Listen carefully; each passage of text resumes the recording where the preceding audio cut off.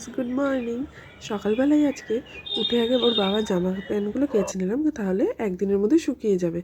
আর এরপর এসে একটু রান্নাঘরে গিয়ে দুধ ফুধ জাল দিলাম আর ওর বাবার জন্য টিফিন করলাম। দেখো টিফিনে আজকে দিয়েছি হলো মানে পটলটা ডিপ ফ্রাই করে, সঙ্গে হাঁসের ডিম ছিল, সেটাকে ভেজে একসঙ্গে পেঁয়াজ দিয়ে ভেজে মাখা মাখা করে। আর ও না সত্যি মাখা মানে স্পাইসি খাবার খেতে খুবই পছন্দ করে, সেটা তো তোমরা জানোই যারা আমার ভিডিওটা দেখো। তারপরে একটু ভাত আর শশা দিয়ে সেটা টিফিনে প্যাক করে দিলাম। এরপরে একটু ছাদে গিয়েছিলাম, কারণ বাবু মানে আমার শ্বশুরমশাই পাকা লঙ্কা এনে সেগুলোকে রোদে শুকাতে দিতে। আর তারপর এসে একটু বিছানার বাসি বিছানা ছিল সেটা তুলে নিলাম, কারণ এই বিছানা পড়ে থাকলে না সে পড়েই থাকা হয়, একটার পর একটা কাজ হয়েছে তো বিছানার মতো পড়েই থাকে। আর তারপরে একটা ঘটনা ঘটলো, সেটা হলো না মেয়েকে না দুদিন ধরে মানে ঘুম থেকে যখনই ওঠে না তখনই দেখি ওর মুখের মধ্যে রক্ত। প্রথমে ভেবেছিলাম যে দাঁত ফাঁত থেকে মনে হয় বেরোচ্ছে, তারপর আজকে না একটা হিউজ পরিমাণে মানে একটা রক্ত দেখেছি, শুকিয়ে গেছে। তো তার জন্য আর দেরি না করে যে আর মেঘলা ওয়েদার ছিল বলে বেশিক্ষণ আর লঙ্কাগুলো রোদে দিতে পারিনি, তাড়াতাড়ি ছাদ থেকে নিয়ে এসে জামা কাপড় গুছিয়ে একটু নিয়ে গেলাম মেয়েকে ডাক্তার দেখাতে। আর যখন যাচ্ছি তখন না মানে ভালোই মেঘ করে এসেছে, ভয় লাগছিলো যে যদি বৃষ্টি নামে বাচ্চা কাচ্চা নিয়ে যাচ্ছি। তো এখন আমরা ডাক্তারখানায় বসে আছি আর দেখো ওখানে বসে লাফাচ্ছে, মানে মনে কোনো ভয় ঠয় কিছু নেই। আর আমার না রীতিমতো ভয় লাগছে যে কী হয়েছে, কিন্তু না বললো ডাক্তার বললো যে সেরকম ভয়ের ইয়ে নেই, এটা পাইরিয়া টাইপের একটা জিনিস হয়েছে।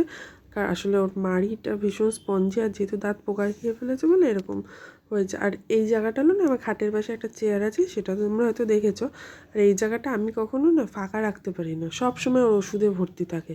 মানে আমি যেদিন এই চেয়ারটাকে একটু ফাঁকা রাখবো যে একটা ওষুধ থাকবে না, মানে সেদিন মানে আমার থেকে খুশি আর কেউ হবে না। এদিকে আয়রন করার পর জামা কাপড়গুলো আলমারিতে ঢুকাচ্ছিল, আর এই সময় আবার দেখে নিয়েছি। কি করছো? কি লিখছো? ওয়াও, কি সুন্দর। তাই? সব লেখা হয়ে গেছে? ঠিক আছে, লেখো। ওই ক খ লিখতে হবে। না, অ ক খ লিখতে হবে? আর ওই ইংলিশ করে লিখতে হবে। তাই? বুঝেছি, তাহলে এবিসিডি। তাই? এদিকে না আমি মানে সন্ধ্যাবেলা সেরকম কোনো কাজ থাকে না বলে বিছানার চাদরে বালিশের কভার টভার সমস্ত কিছু মানে সেদিন মানে রাত সন্ধ্যাবেলা একটু চেঞ্জ করি, কারণ তাতে আমার সুবিধা হয়। নইলে সকালবেলা আবার মানে এদিকে করো আবার ওদিকে যাও, মানে এই জন্য আমার সুবিধার জন্য আমি বেশিরভাগ সময় করি।